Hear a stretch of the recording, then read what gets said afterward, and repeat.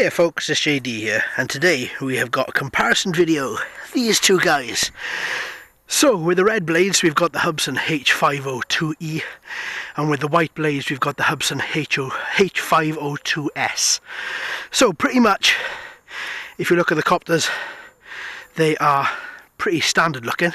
So what I thought I'd do is put together a little video that shows you what each of them can do and what each of them can't do. Which one is better, which one's for you. So either the E or the S. Let's have a quick little look at the transmitters. So the transmitter for the E is pretty basic. This is it. No FPV screen. Just shows you how many satellites, because both of these quadcopters are GPS enabled. Shows you how many satellites, shows you how the battery's doing on the quad and within the transmitter. Obviously you can record video and take photos as well. And if we have a little look at the H502S transmitter, so that is a little bit more complicated. FPV screen, which you don't get on the E. GPS module built into the transmitter. Again, what you don't get on the E. This allows you the function of follow me, so you can just click a button and then the quadcopter will follow you. But I'm sure we'll have a little look at that in the video as well. So without further ado, let's take them up and let's see if they both sit quite adequately at the same altitude. Alright then folks, so we've got the E model on the left and we've got the S model on the right. So straight away, just by looking at them, you can see they're both pretty stable. I mean, there are occasions when you do take off and the GPS module isn't properly set, isn't properly calibrated, and therefore you do get a little bit of wobble, a little bit, almost looks a lot like a whirlpool. But in this instance we don't have that. They're both really stable. Obviously if you do have an instance where they are swirling around, then bring it down and then recalibrate the compass again. So there we go. So let's just fly the S around.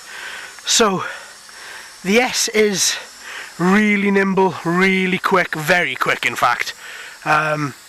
It is surprisingly quicker than the E, considering that they are both pretty much the same family. As you can see, the FPV screen as well does make a lot of a difference. You get a pretty clear view out of here as well in 720p. So trying not to go too close to each other, as they are both transmitting.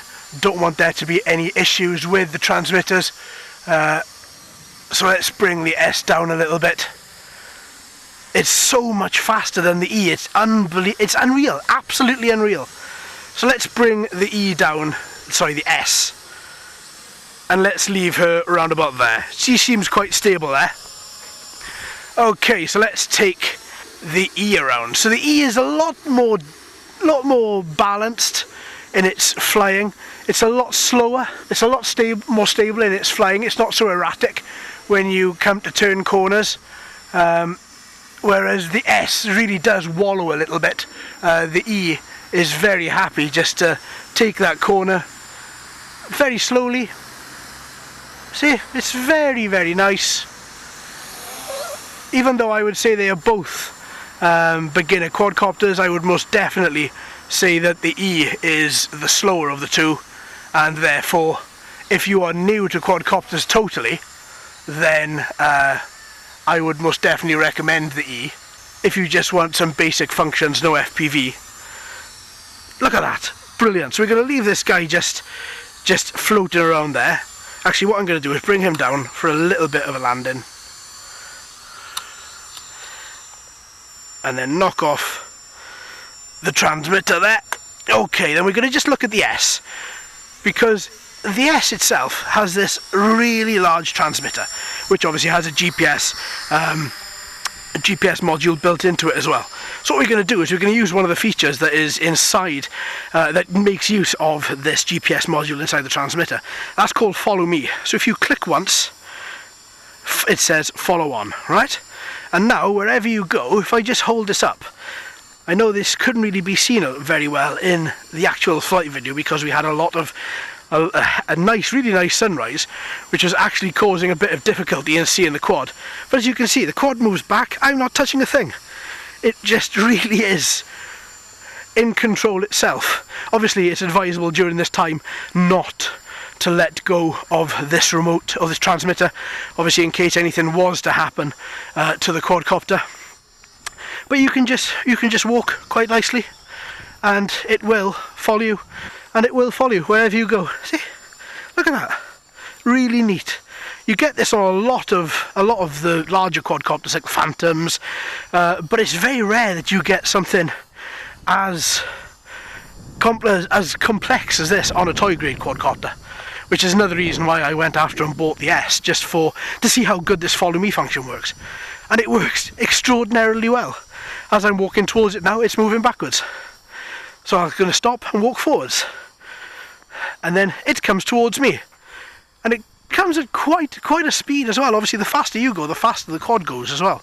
So to take it out, just click once, and then it'll say follow off. And then you can take control of the quad again. But this guy is a lot quicker than the E.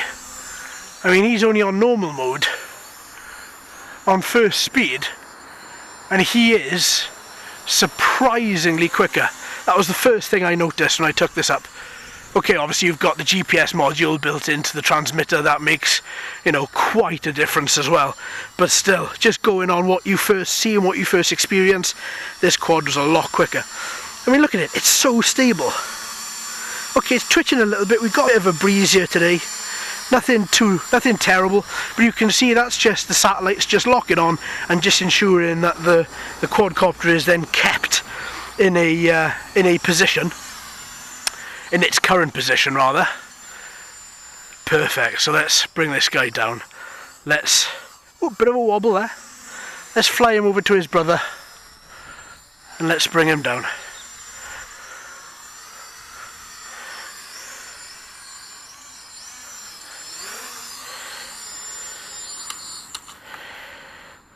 Okay, so we just knock off the motors there, just in case. Just push these two transmitter buttons down to the opposite corners. That then knocks off the motors. There we go. So you can see the transmitter battery is quite low.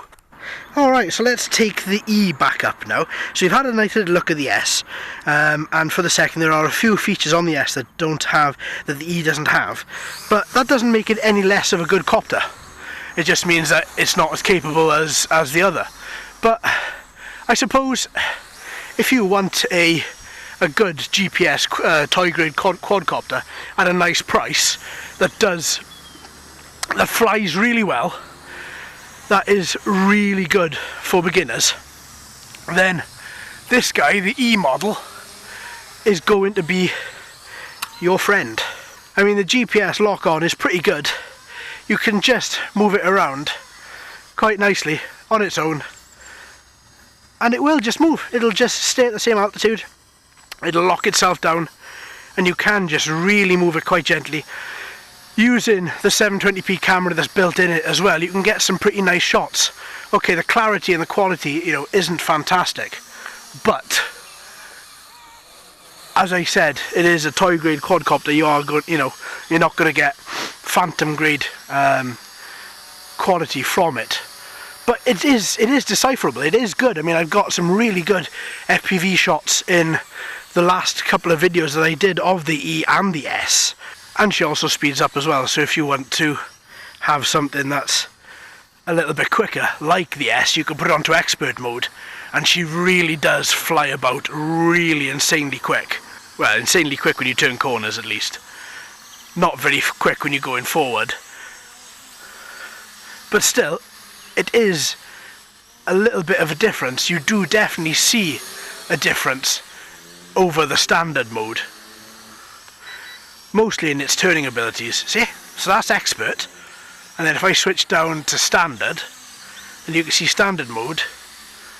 Now that's me flying her the same way that I would be on expert, but she's a lot more controlled. Now back to expert. And you can hear those blades really cutting into the air, really changing its direction fast, not thinking too much about where it's going, just needs to change the direction.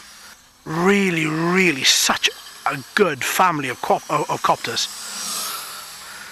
we've done a lot with this guy. Let's take him home. Put him back to normal mode. And then, here we go.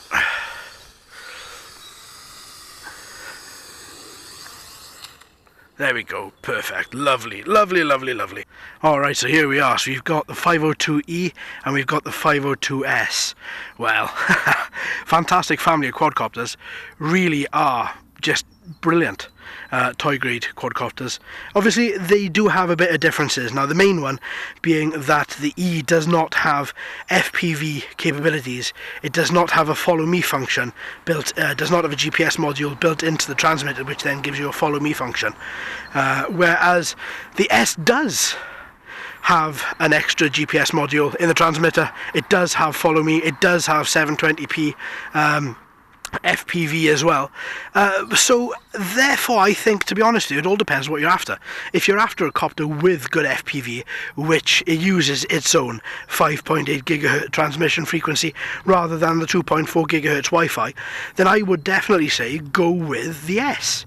If you're after a cheaper quadcopter with GPS capabilities and you're a beginner, intermediate or advanced person but just want something for a bit of fun, then go with the E, most definitely. But personally myself, it'll always be the S, just for the extra features. Not that I use them that often. The follow me function is a bit of a gimmick.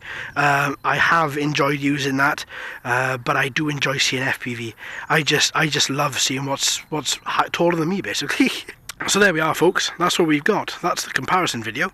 So please join me again on Wednesday when we'll be unboxing another brand new quadcopter.